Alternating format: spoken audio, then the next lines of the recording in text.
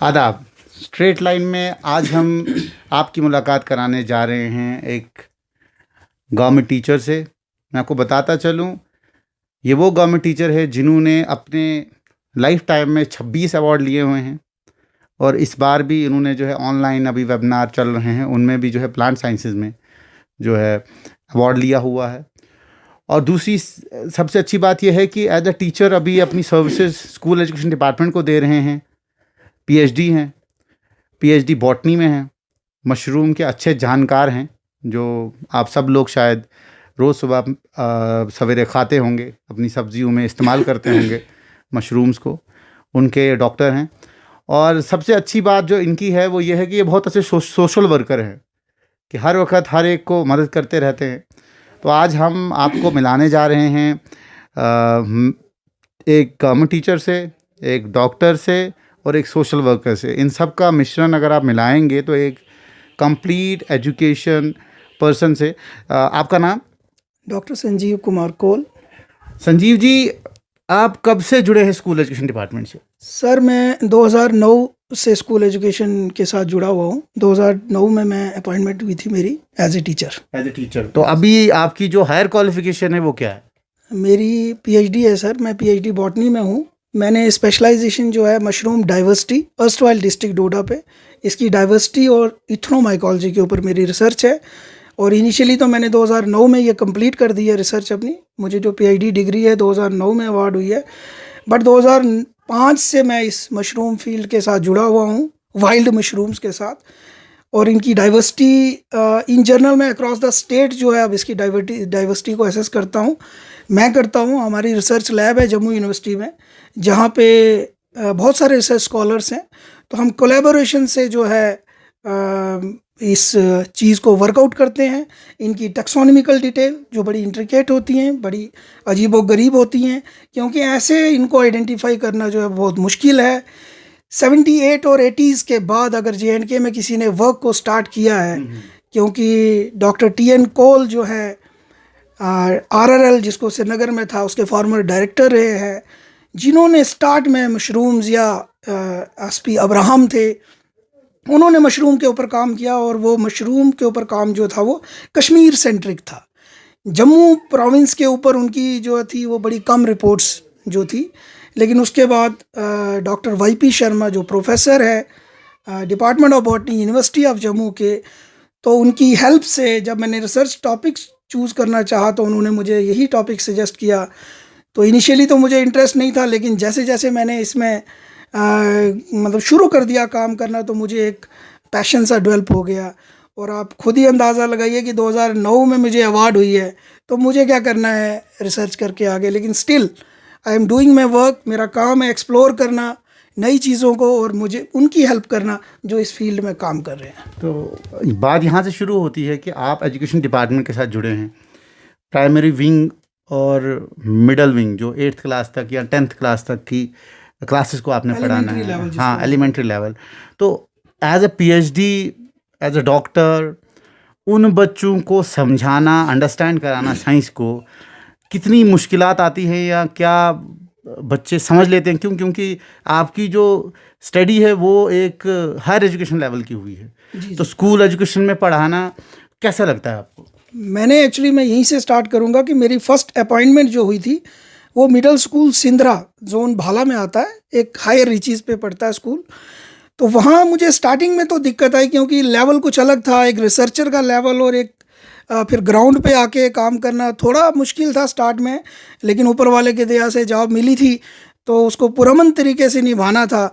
तो मैंने कोशिश की कि स्टार्ट में कुछ टीचर्स ने मेरी हेल्प की कि आप थोड़ा ब्रॉडर पढ़ा लेते हो, ज़्यादा चले जाते हो, इसको थोड़ा रिस्ट्रिक्ट कर लो, बच्चे के लेवल पे आओ। तो उनके समर्थन से मैंने आहिस्ता आहिस्ता जो है बच्चों के साथ घुल मिलना शुरू कर दिया। और जितने सब्जेक्ट्स थे, क्योंकि आपको पता होगा मिडिल स्कूल में टीचर का कोई एक सब्जेक्ट नहीं होता है, उसको कभी हिंदी पढ़ानी पड़ती है, कभी इंग्लिश पढ़ानी पड़ती है, कभी साइंस। तो बहरहाल मैंने अपना जो रिसर्च का काम था ये वहाँ भी शुरू रखा और अभी भी शुरू है। और मैंने उन दिनों भी स्कूल एजुकेशन डिपार्टमेंट में जोन भाला में बहुत ज़्यादा एक्स्ट्रा काम भी किया इस टीचिंग के अलावा मैं डाइट के साथ जेडीओ ऑफिस के साथ टच रहा। बहुत सारे हमने अवेयरनेस प्रोग्राम किए। WWF की तरफ से जोन भाला में वेद प्रकाश सर जेडीओ थे, तब हमने एक 2012 में जो था कार्यक्रम ऑर्गेनाइज़ किया।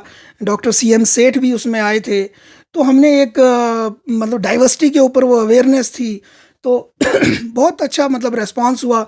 उसके अलावा मैंने डाइट के अंडर जो प्रोग्राम चलते थे, जैसे CWSN है, चिल्ड्रन विद स्पेशल नीड, या IED कंपोनेंट है, inclusive education for disabled children, उसमें भी मैंने बखूबी काम किया। जो मुझे मौका मिला, जो मेरे हायर अथॉरिटीज़ ने, जो मेरे DDOs ने मुझे टास्क कहा, मैंने कोशिश की कि उसमें खरा उतरूँ।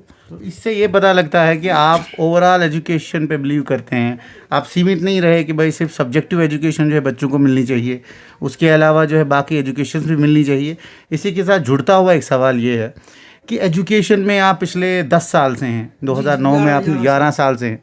11 साल में कुछ तब्दीली आपको लगी कि एजुकेशन में इम्प्रूवमेंट हो रही है, या कुछ चीज़ें जो कमियां आपको अभी भी एजुकेशन डिपार्टमेंट में दिख रही हैं जो आप एज अ टीचर जो है बदलना चाहते हैं पॉलिसी लेवल के ऊपर? सर, मुझे पहले तो वैसा ही नॉर्मल लगा स्कूलिंग, जैसे मैंने मिडिल स्कूल में की। उसके बाद अपने हायर सेकेंडरी में मैं 2013 से हाई सेकेंडरी स्कूल भालड़ा, ये चिंता साइड पड़ता है, यहाँ पे मैं 2013 से हूँ। तो सिस्टम वैसा ही था। ये डिपेंड करता है हमारे वर्दी, जो भी हेड ऑफ़ द इंस्टीट्यूशन है, वो कैसा काम लेना चाहते हैं। तो हमने 2013 से मेरा यही रहा कि मैं जो भी मेरे हायर अथॉरिटीज़ थे, उनकी जो भी कमांड होती थी, चाहे वो इंस्पायर अवार्ड है बच्चों का, चाहे PCRA कंपटीशन होता, ऑनलाइन कंपटीशन, तो मैंने 2013 से और 2000 अभी तक कई बच्चियों ने, जो था, हमारा रूरल एरिया पड़ता है, लेकिन आपको ये मैं शेयर करना चाहूँगा कि बहुत अच्छा टैलेंट है इस गांव देहात में। मतलब आप सोचिए कि 2 लड़कियों ने ऑनलाइन क्विज़ कंपटीशन जीता, 5-5 हज़ार रुपया जो उनके अकाउंट में आया।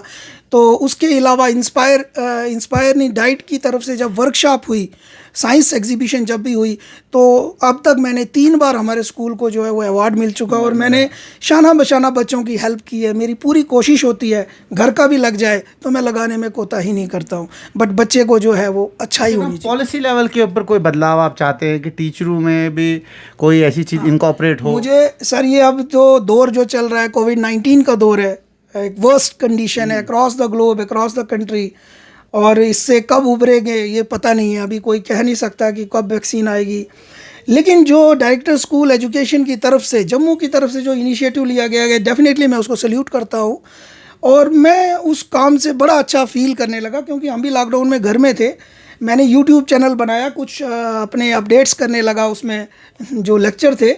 लेकिन आजकल 2G की वजह से जो है एक टाइम लिमिट होती है। फिर हम व्हाट्सएप पे भी डिफरेंट स्कूलों ने जैसे ग्रुप बनाए हैं, वैसे हमने भी बनाए हैं। तो वो ये इनिशिएट डायरेक्टर स्कूल एजुकेशन ने लिया।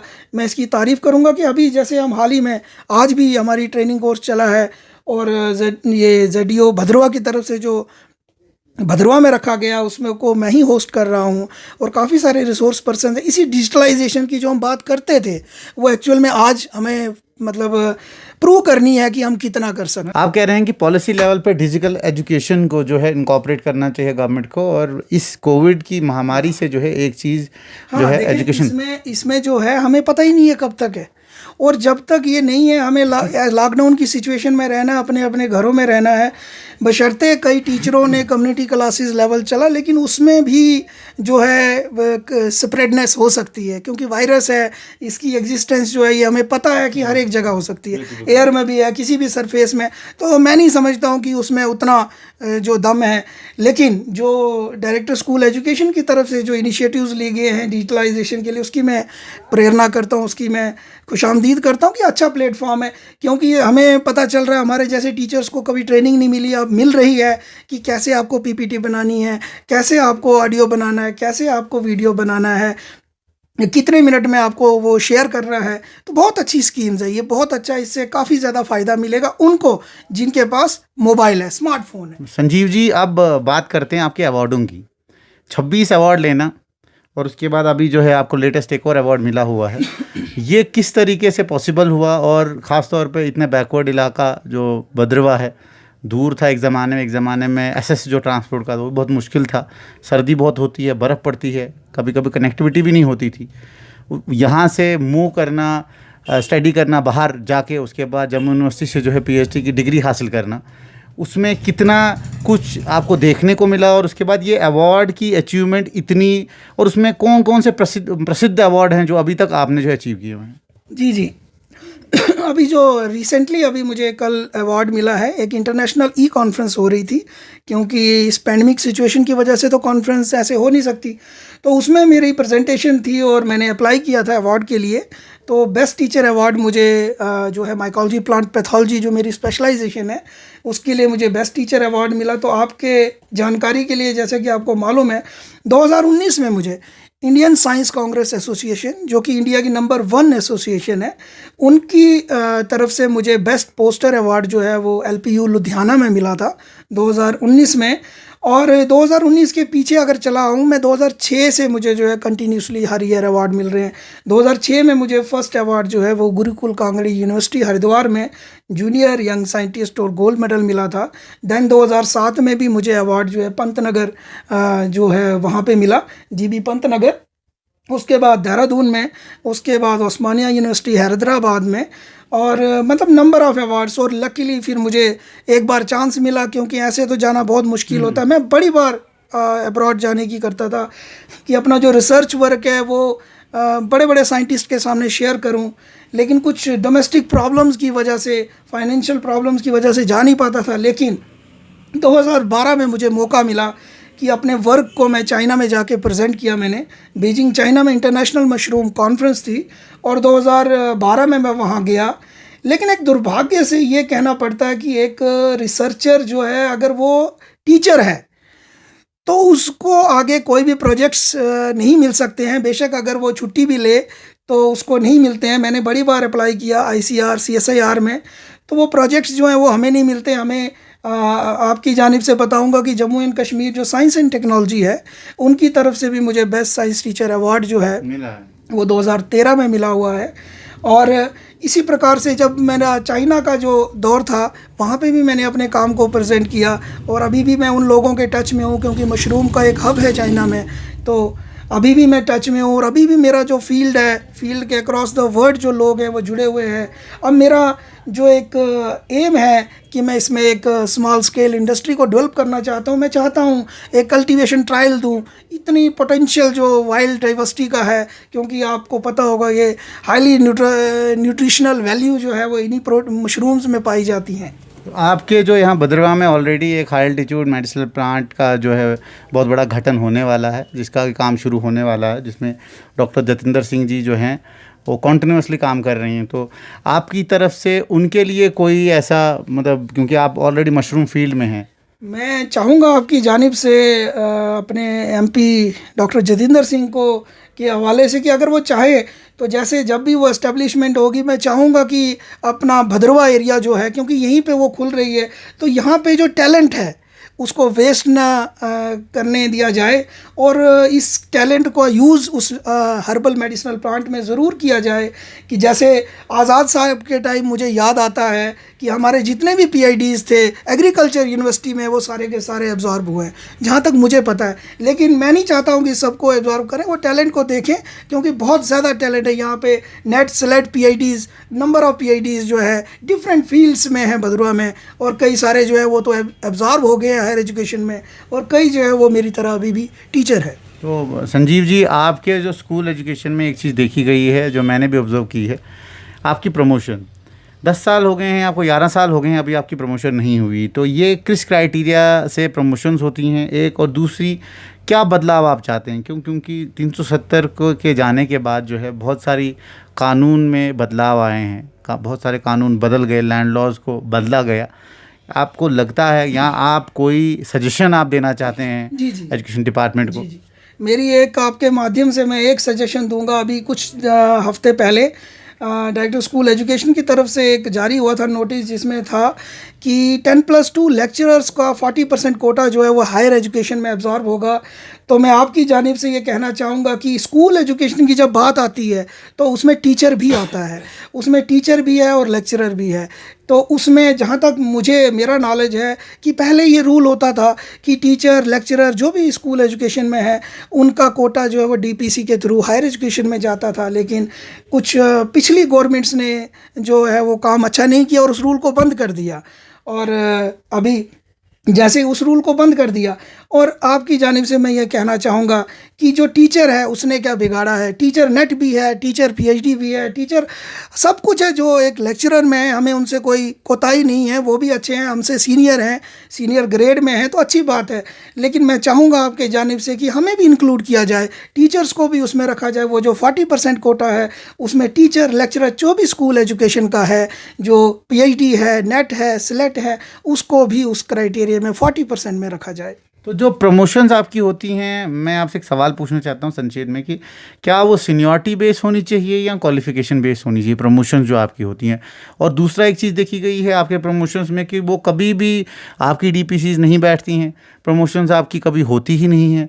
15-15, 20-20 साल जो है एक लेक्चर ही रहता है, एक टीचर ही रहता है। तो उसका क्या मतलब आप क्या चाहते हैं, क्वालिफिकेशन बेस्ड प्रमोशंस हों कि जो आपकी सीनियरिटी बेस्ड प्रमोशन हो? नहीं, क्वालिफिकेशन बेस्ड प्रमोशन से क्या हो जाएगा कि सीनियरिटी बेस को झटका लगेगा। तो मैं नहीं चाहूँगा, मैं चाहूँगा कि अगर सीनियरिटी बेस्ड है उसमें क्वालिफिकेशन को भी रखा जाए और सीनियरिटी को भी रखा जाए, लेकिन क्या किया जाए, थोड़ा जल्दी किया जाए। 15-15 साल, 18-18 साल के बाद तो मास्टर ग्रेड मिलता है। अभी जैसे मेरा 11 साल मुझे कंप्लीट हो गए हैं, 12, लेकिन मेरे जो सीनियर्स हैं जिनसे मैं सुनता हूँ 20-20 साल के बाद मास्टर ग्रेड मिला है। इनफैक्ट कई तो रिटायर हो जाते हैं, उनको मतलब मास्टर ग्रेड में ही रिटायर होना पड़ता है। तो ये थोड़ी दुविधाजनक है। मैं विश करता हूँ कि आपके माध्यम से अगर एलजी साहब तक मैसेज पहुँचे तो मैं रिक्वेस्ट करूँगा कि 370 के बाद अगर कोई टीचर कम्युनिटी को कोई मैसेज मतलब अच्छी बात जो 370 के बाद होगी वो यही होगा कि उनकी डीपीसीज एक टाइम के तहत हो जाए, 5 साल 6 साल के बाद हो जाए, 20-20 साल ना लगे। 20 साल में तो इंसान का पता ही नहीं चलता कहाँ से कहाँ, और वो कैलिबर नहीं रहता। अब 20 साल के बाद कोई लेक्चरर बनेगा, उसमें वो दम नहीं होगा जो एक डायरेक्ट टीचर से लेक्चरर में जाएगा। मैं किसी को क्रिटिसाइज़ नहीं कर रहा हूँ, लेकिन मैं ये रिक्वेस्ट करता हूँ कि सीनियरिटी को भी रखा जाए, सीनियरिटी प्लस जो है एजुकेशनल क्वालिफिकेशन को रखा जाए, तो उस हिसाब से। लेकिन जल्दी प्रोसेस हो, थोड़ा 5 साल 6 साल के बाद। अब आप खुद ही देखें कि कई सालों से नहीं आ रही, पिछले 8-10 सालों से जो है वो ऐसे ही रुका हुआ है। तो दूसरी बात मैं आपसे पूछना चाहता हूँ, जो डाइट का गठन किया गया है हर डिस्ट्रिक्ट हेडक्वार्टर के ऊपर, उसमें ट्रेनिंग्स दी जाती हैं, टीचर्स को रिफ्रेशर कोर्सेज करवाए जाते हैं कि उनको दोबारा जो है पढ़ाया जाए, नई चीज़ क्या आई है। तो उसमें कितना कुछ जो है डाइट डोडा जो है आपके लिए प्रोवाइड करता है? क्या ट्रेनिंग्स होती हैं, रेगुलर बेस होती हैं, अच्छी होती हैं, और जो सुविधाएं वो अभी दे रहे हैं आपको वो सही है? और दूसरी बात, अभी तो कोविड का चल रहा है, आप बच्चों को पढ़ा रहे हैं ऑनलाइन, व्हाट्सएप पे ग्रुप बना के पढ़ा रहे हैं, तो व्हाट अबाउट द डाइट किस तरीके से, क्या वो रीच कर रहा है आप तक? जी, डाइट डोडा की जानिब, आपकी जानिब से मैं बताना चाहूँगा कि डाइट प्रिंसिपल जो चौधरी लाल हुसैन जी है, उन्होंने पहले भी, इस कोविड से पहले भी उनका एक अच्छा रिस्पांस होता था टीचर्स के साथ, स्कूल्स के साथ, और इसमें तो उन्होंने बहुत ज़्यादा काम किया हुआ है। जैसे ही डायरेक्टर स्कूल एजुकेशन की जो भी गाइडलाइंस हैं वो उसको प्रॉपरली फॉलो कर रहे हैं। हमारी भी मतलब तकरीबन मीटिंग्स ऑनलाइन जो है वो होती रहती हैं, और उन्होंने बहुत अच्छा इनिशिएट किया, जो हर जोन में, तकरीबन डिस्ट्रिक्ट डोडा के जितने जोन्स हैं उतने जोन्स में रिसोर्स पर्सन्स बनाए। हर वो रिसोर्स पर्सन ने ट्रेनिंग दी जो डिजिटलाइजेशन के ऊपर है, कैसे पीपीटी बनानी है, कैसे ऑडियो बनाना है, कैसे वीडियो बनाना है। तो जब टीचर्स 100 टीचर्स का बैच जो है, आज जैसे हमने 400 टीचर्स हमारे कंप्लीट हो गए 4 दिन में, तो ये एक बड़ा अच्छा इनिशिएटिव जो है डायरेक्टर, ये डाइट प्रिंसिपल सर ने लिया हुआ है। तो मैं इसकी तो तारीफ़ ही करूँगा, क्योंकि अच्छा प्लेटफॉर्म है। काफ़ी सारे टीचर्स के मुझे भी फ़ोन आए, उनको दिक्कत थी किसी चीज़ को बनाने में, तो एक अच्छा सिस्टम है। लेकिन एक और बात मैं आपके जानिब से कहूँगा कि स्मार्टफोन जिसके पास है उसके लिए तो ऑनलाइन बेस्ट है, लेकिन मैं कहूँगा कि डाइट की तरफ से हर क्लासेस का, जैसे मुझे 10th क्लास के कुछ टॉपिक्स दिए गए थे कि उनका आप नोट्स प्रोवाइड करिए, और हमारे भी स्कूल में बाद में उन्होंने वो जो स्टडी मटेरियल था वो हर स्कूल तक पहुंचाया। वो उसका मेन मोटो ये था कि वो स्कूल से उन बच्चों को पहुंचे जो ऑनलाइन कनेक्ट नहीं है, जो जिनके पास स्मार्टफोन्स नहीं है। हमने भी स्कूल में वो मटेरियल लाया। उसके अलावा भी हमारी कोशिश है, हम जो है बच्चों तक प्रोवाइड कर रहे हैं वो मटेरियल जिन बच्चों के पास, हाँ, एक प्रॉपर सोशल डिस्टेंसिंग रखते हुए, पूरी SOP को फॉलो करते हुए हम वो मटेरियल उन बच्चों तक पहुँचा रहे हैं। इवन ब्रॉडकास्टिंग जो रेडियो स्टेशन से हो रही है, मैंने भी उसमें कई लेक्चर्स दिए हैं। उसमें डॉक्टर अनीस सर जो हैं वो यहाँ के कोऑर्डिनेटर है हाई सेकेंडरी भद्रवा के, तो वो भी एक अच्छा प्रोग्राम है। जिन लोगों के पास मोबाइल्स नहीं है, रेडियो तो तकरीबन हर घर में है, तो वो रेडियो के माध्यम से भी 8th 9th 10th 11th 12th जो है वो क्लासेस चल रही हैं। जी जी। एक और बात है जो गवर्नमेंट अभी सोच रही है और कुछ जगहों पे इम्प्लीमेंट भी हो चुकी है, वो है मास प्रमोशन, बच्चों की mass promotion. As a teacher आपको लगता है कि एक बच्चे को अगर 8वीं या 9वीं से पास करा के 10वीं में पहुंचाया जाए, किसी क्लास को भी बाईपास किया जाए विदाउट एग्ज़ाम, क्या वो बच्चे के लिए बेनिफिशियल है? और एज अ टीचर अगर मास प्रमोशन मजबूरन करनी भी पड़ी गवर्नमेंट को, तो उसमें कौन से प्रावधान रखे जाएं नेक्स्ट क्लास में कि जिससे जो बैक क्लास है, उसकी पीछे वाली जो क्लास है, वो भी उसकी कवर अप हो? देखिए, मास प्रमोशन का तो अभी जैसे क्लियर है नहीं, लेकिन अगर ऐसा होता तो मैं चाहूँगा कि बच्चे को जो है, देखिए जैसे 10th और 12th की बात करेंगे तो बोर्ड के एग्ज़ाम्स होते हैं, 8th 10th और 12th बोर्ड के एग्ज़ाम में कई बच्चों के मार्क्स जो है परसेंटेज का बड़ा मैटर करता है। तो अगर मास प्रमोशन हुई तो काफ़ी सारे बच्चों का दिल हर्ट हो जाएगा। लेकिन मैं चाहूँगा अगर कोविड का ये पैंडमिक ख़त्म हो जाता है और उसके बाद मौका मिलता है, तो मैं चाहूँगा थोड़े बहुत मतलब आप यूनिट्स जो है बच्चों को पहले से बोले जाए कि इनमें से आपका पेपर होगा, या कोई उसमें परसेंटेज के बेस पे ग्रेस मार्किंग दी जाए, तो ऐसा अल्टरनेटिव है, ऐसा कर सकते हैं। उससे क्या होगा कि जो बच्चा मेरिटोरियस होगा, जिसमें अपना टैलेंट है, जो चाहता है कि मैं अच्छे मार्क्स लाऊं, उसको एक मौका मिलेगा। अगर 5 में से 2 ही यूनिट उसको दिए जाए और 2 में कंपटीशन हो, तो डेफिनेटली एक्सेल वही बच्चा करेगा, और उसी हिसाब से दूसरा तो ऑलरेडी पास है ही, तो वो पास पे होगा, और दूसरा जो है वो परसेंटेज के हिसाब से अव्वल जाएगा। तो उसको अपने आप में वो मतलब वो फील नहीं करेगा, गिल्टी फील नहीं करेगा कि मुझे बाई चांस जो है ये मिल गई प्रमोशन। आप PhD हैं, तो मोस्टली देखा गया है कि PhD जितने भी होते हैं वो या तो कॉलेजेस में देखे जाते हैं, यूनिवर्सिटीज़ में देखे जाते हैं। तो क्या आपको कभी मौका नहीं मिला कि आप PSC का इंटरव्यू दें, PSC क्वालिफाई कर पाएँ? क्या कौन सी ऐसी दिक्कतें थी जिन दिक्कतों की वजह से जो है आपने टीचर का प्रोफेशन ज्वाइन किया? इसमें कोई शक नहीं है कि टीचर का प्रोफेशन सबसे बेस्ट है, लेकिन स्टिल जो आपकी क्वालिफिकेशन थी उस हिसाब से आपको अगर कॉलेज में जाते तो मे बी वो कंट्रीब्यूशन होती साइंटिफिक सोसाइटी को। जी जी, आपके जानिब से मैं कहूँगा 2009 में मुझे PhD अवार्ड जो है वो सितंबर में हुई है। फरवरी में ये जो है हायर एजुकेशन की पोस्ट निकली थी। उसके बाद 2013 में जो है हायर एजुकेशन की पोस्ट निकली, मैंने वो फॉर्म भरा और बड़ी खुशी से भरा कि लाइफ का फर्स्ट टाइम हायर एजुकेशन का फॉर्म भर रहा था, दिल में खुशी थी। लेकिन 2014 में हमारे नईम अख्तर जो साहब थे, उन्होंने एक ज़बरदस्त रूल इम्प्लीमेंट किया 2014 में। लेकिन 2014 में जो नोटिफिकेशन आई उसमें लिखा गया था those field need not to apply, तो हमने भरा ही नहीं, हमने 13 में भरा था। लेकिन बाद में जो SRO 124 लगा, वो SRO 124 1980 का रूल था। उसमें क्या होता था, जैसे आपको भी मालूम होगा कि 1980 से पहले क्या होता था, जो लोग तब नेट PhD होते नहीं थे और जो MSc बेस्ड होते थे, MSc में जिनकी परसेंटेज हाई परसेंटेज होती थी, 90 पॉइंट फॉर PG रखे जाते थे, क्योंकि MSc के बेस पे हायर एजुकेशन में जाते थे, एक रूल था। बाद में वो रूल टूट गया, 2007 में नहीं इम्प्लीमेंट हुआ, 2008 में नहीं इम्प्लीमेंट हुआ, वो 2014 में इम्प्लीमेंट हुआ, जबकि हम 2013 वाले रूल में फॉलो करते थे। तो हमने इसमें काफ़ी ज़्यादा फाइट की। इवन हम ministry of HRD minister Smriti Irani ji से भी मिले और उन्होंने, डेफिनेटली मैं आपके माध्यम से उनकी तारीफ़ करूंगा, और मेरे वो साथी भी जानते हैं, कुछ तो कॉलेज में लग गए हैं और कुछ मेरी तरह अभी नहीं लगे हैं, कि एक निगवेकर कमेटी का गठन किया था उन्होंने ऑल इंडिया लेवल पे, और उस कमेटी ने एक रूल 2016 रेगुलेशन निकाला था, UGC रेगुलेशन, जिसमें ये बोला गया था कि 2009 से पहले जिसने रजिस्ट्री की है, रजिस्टर्ड है या अवार्ड है, उसको जो है वो MSP जो वो सर्टिफिकेट की ज़रूरत नहीं है, कोर्स सर्टिफिकेट की ज़रूरत नहीं है। वो तो हल हो गया हमारा नेशनल लेवल पे मसला। लेकिन हमारा जो मसला था अपनी स्टेट से, तो अपनी स्टेट में हमारा जो था वो रूल इम्प्लीमेंट नहीं हुआ, क्योंकि आप खुद ही अंदाज़ा लगाइए 2003 और 4 में जो परसेंटेज आती थी वो 60s और 70s में होती थी, 60s में ही मेनली होती थी। तो लेकिन उन्होंने जो 90 पॉइंट फॉर PG है, उसे मेरी तरह कुछ तो हमारे साथी चले गए जिनकी अच्छी परसेंटेज थी, जो बाहर की ऐसी यूनिवर्सिटीज़ में पढ़े हैं जहाँ पे लीनियंसी होती है मार्क्स की, ये तो आपको खुद पता है। और हमारी स्टेट की यूनिवर्सिटीज़ जो है उनमें लीनियंसी नहीं बरती जाती, वो एक क्लास यूनिवर्सिटीज़ में नंबर 1 आती हैं। तो कहने का मतलब ये है कि हम जो है उसमें शॉर्टलिस्ट नहीं हुए, और 2014 में फिर हमने कोर्ट केस भी किया हुआ है। स्टिल वो केस हमारा अभी भी जो है वो पीएससी के आपके हवाले से मैं ये आशा करूँगा, उम्मीद करूँगा कि जो पीएससी के नए मेंबर्स आए हैं वो कुछ थोड़ा सा इसमें सॉर्ट आउट करें। ये जो अब तो वो रूल ख़त्म हो गया है 90 पॉइंट फॉर पीजी, क्योंकि जब हमने केस किया था उसके बाद ही वो चेंजेस आई थी। आपके माध्यम से मैं एक रिक्वेस्ट करना चाहूँगा अपने हायर अथॉरिटीज़ को कि टीचर्स या लेक्चरर जो भी कम्युनिटी हैं इनके लिए इन सर्विस कोटा, जैसे कैटेगरीज़ के लिए आपको पता है कि 45 ईयर्स एज होती है, तो हमने क्या बिगाड़ा है, हमने किसका क्या कसूर किया है। जो नईम साहब ने एक रूल इम्प्लीमेंट कर दिया था कि एज इन सर्विस जो कोटा था, इन सर्विस जो कोटा था उसको घटा के 40 कर दिया है। तो मेरी तरह कई ऐसे साथी जो जम्मू में भी हैं, कश्मीर में भी हैं, पूरी अक्रॉस द यूटी में हैं, हमारे पाए जाते हैं।